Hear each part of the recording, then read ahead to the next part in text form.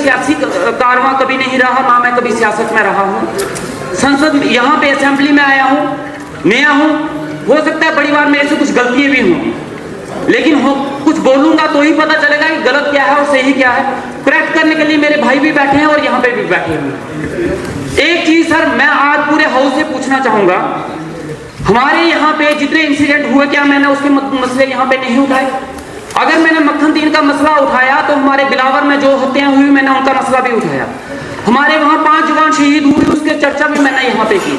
हमारे बसोली में एक नौजवान बच्चे की डेथ हुई, मैंने उसके ऊपर भी यहाँ पे चर्चा की। और मैंने इस हाउस में बोला है कि कहीं ना कहीं सिक्योरिटी की यहाँ पे नाकामी रही है। हाउस में कोई भी एक आदमी बोल दे कि मैं झूठ बोल रहा हूँ, मैंने इस मुद्दों पे बात नहीं की है, एक बार बोल दे। जिन लोगों की डेथ हुई है वो मेरे रिलेटिव हैं सर, मेरे उनके साथ कंटिन्यूसली जब से वो बात हुई है, जब से वो किडनैप हुए हैं, जब से वो गुम हुए हैं, तब से मेरी कंटिन्यूसली उनके साथ बात होती रही। एसएसपी साहब के साथ मेरी बात होती रही, एसएचओ साहब के साथ मेरी बात होती रही। एक पहले दिन जिस दिन मैंने मुद्दा उठाना था उस दिन हमारे बड़े भाई साहब बिलावर से जो एमएलए है उन्होंने उठाया। मैं समर्थन करता हूं उनका, मैं शुक्रगुजार हूं उन्होंने उठाया। बाहर जाके मीडिया में जब ये बात हुई मैंने उनका भी नाम लिया कि उन्होंने ये मुद्दा उठाया है, मैं उनका शुक्रिया अदा करता हूं। उनकी डेथ हुई, असेंबली से जाने के बाद मुझे पता चला कि उनकी डेथ हुई है। मुझे उनके घर से कॉल आती है, मैं उनसे मिलने के लिए जा रहा था, उन्होंने मुझे बोला कि हम डेड बॉडी लेके बिलावर हॉस्पिटल आ रहे हैं, बिलावर चले जाइए। मुझे अगर वहां दंगा फिसाद करना होता तो शायद मैं अपने साथ 4-5 गाड़ियां लेके जाता, बहुत लोगों के लेके जाता, लेकिन मैं अकेला गया था। स्पीकर साहब प्लीज मेरी बात ध्यान से सुनिएगा। स्पीकर साहब मैं आपको एड्रेस कर रहा हूं। स्पीकर साहब मैं आपसे बात करना चाहता हूं, मैं चाहता हूं कि आप मेरी बात को सुने।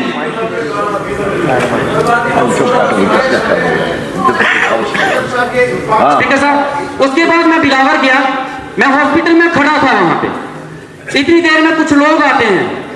मैं ये नहीं बोलना चाहता वो किसने भेजे, क्यों आए, किस पार्टी से, वो खुद इन्वेस्टिगेशन करेंगे, पुलिस इंक्वायरी करेगा वो कौन है। क्या मुझे उन लोगों से मिलने का अधिकार नहीं था? वो मेरे रिलेटिव नहीं भी होते तो भी क्या मैं वहां नहीं जा सकता था? और वहां पे बोला जाता है तुम बिलावर नहीं आ सकते। श्यामा प्रसाद मुखर्जी ने क्या इस चीज के लिए अपनी श्रद्धांजलि दी, अपनी जान दी थी कि हम अपने ही इलाके में अपने इलाके से नहीं मिल सके? उन्होंने जम्मू कश्मीर को अगर भारत के साथ मिलाया तो क्या बिलावर के साथ बनी नहीं मिल सकता? बनी के लोग बिलावर में नहीं जा सकते? बिलावर हॉस्पिटल, मेरी आधी कॉन्स्टिट्यूंसी बिलावर के साथ जुड़ी है और बिलावर हॉस्पिटल के साथ जुड़ी है। अगर बिलावर वहां मेरी कॉन्स्टिट्यूंसी के लोग बिलावर में आते हैं हॉस्पिटल में तो मैं उनका पता करने नहीं जाऊंगी, वो दूसरी कॉन्स्टिट्यूंसी में है। वो लोग आके मेरे पे हमला करते हैं। मैं हाउस से पूछना चाहता हूं, मैं अपने अपोजिशन वाले जितने मेरे बड़े भाई हैं यहाँ पूछना चाहता हूँ, क्या वो हमला मेरे पे सही हुआ? अगर आप बोलते हो सही हुआ तो मैं बैठ जाऊंगा, मैं अभी बैठ जाऊंगा। मैं चाहूंगा कोई इन्वेस्टिगेशन ना हो, ठीक है, मैं मान लूंगा मेरे पे जो हमला हुआ वो सही।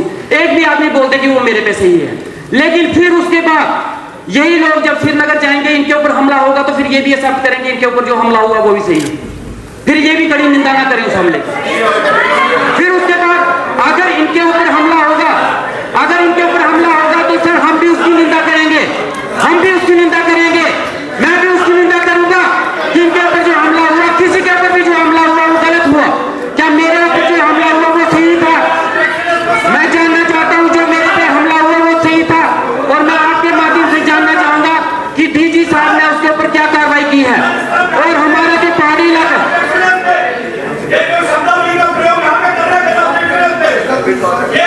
सर मेरी बात सुनिए, इनकी बात पक्का सुनिएगा, इनकी बात मैं चाहता हूँ ये सुनी जाए।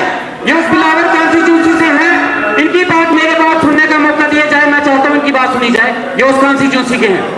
मैंने यहाँ पे हर बार ये मुद्दा उठाया कि हमारी पहाड़ी इलाकों में सिक्योरिटी जो है वो अच्छे से काम नहीं कर रही, लेकिन मेरे ऊपर सवाल उठाया गया कि जनाब ये सिक्योरिटी के ऊपर आवाज उठाता है, ये देशद्रोही है। आज जितने लोग वहां पे प्रोटेस्ट कर रहे हैं वो सिक्योरिटी के ऊपर निशान उठा रहे हैं। जब मैंने वो मसला हुआ हमारी कॉन्स्टिट्यूंसी का तो मैंने सिक्योरिटी के ऊपर और एसएचओ के ऊपर सवाल उठाए तो मुझे बोला गया ये देशद्रोही है। लेकिन आज वही लोग खुद मान रहे हैं कि एसपी जो additional SP security SHO Malhar, उनका नाम लेके पॉइंट आउट करने की कोशिश कर रहे हैं। और मैं मानता हूं कि वो सही बोल रहे हैं, मैं भी यही बोल रहा था, लेकिन आज तक मेरी सुनी नहीं गई। शायद मैं एनसी में हूं इसीलिए मेरी बात को इग्नोर करके मुझे देशद्रोही बोलने की कोशिश की गई। भाई साहब मेरी सुन लीजिए, उसके बाद आप जो मर्जी बोलिएगा। मैं एनसी को सपोर्ट करता हूं इसीलिए, क्या मैं एनसी को सपोर्ट करता हूं इसीलिए?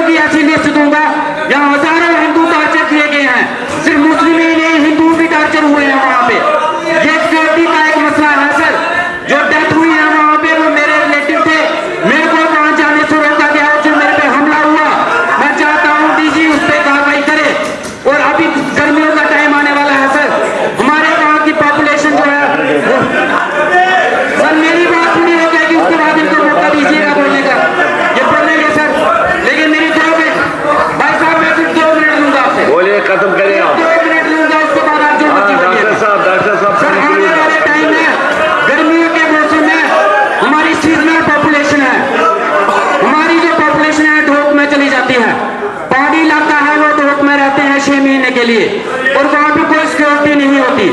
ऐसे केस में सर वहाँ मिलिटेंसी अभी भी है, हमारे इलाकों में मिलिटेंसी आज भी पनप रही है, और वो लोग वहाँ मिलिटेंट जो आके उन लोगों को तंग करते हैं।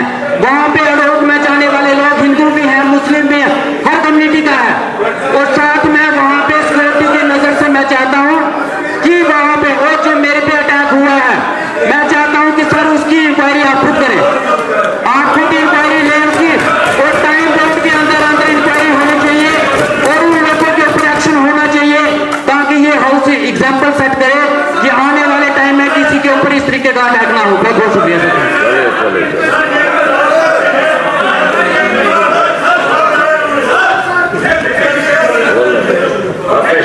आप ऐसे ना, बाकी लोग बैठो नीचे, आप 10 लोग इकट्ठे खड़े हो जाए तो किसकी बात हो, बताइए क्या बताए। शुक्र है कि आपका ध्यान हमारी तरफ आया, ये आंखें इधर भी आई, बहुत अच्छी बात। सर ये जो यहाँ पे प्रश्न उठा, ये आदमी ऑनरेबल एमएलए साहब अभी कह रहे थे, मुझे एक बात बताइए, अगर इनके रिश्तेदार थे, अगर ये ठीक है, अगर इनके रिश्तेदार थे, आज उनका ग्रेजुएशन हो रहा है, क्यों बोलेंगे वहां पे?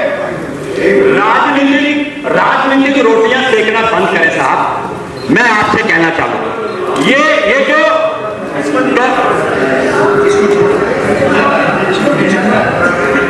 जो टॉफी की टीआरपी है ना, ये बरोबर बंद करिए साहब। ये टीआरपी है, मजा तब होता आप उनके घरों में अफसोस के लिए जाते, आज ग्रेजुएशन में उनके घर पहुंचते।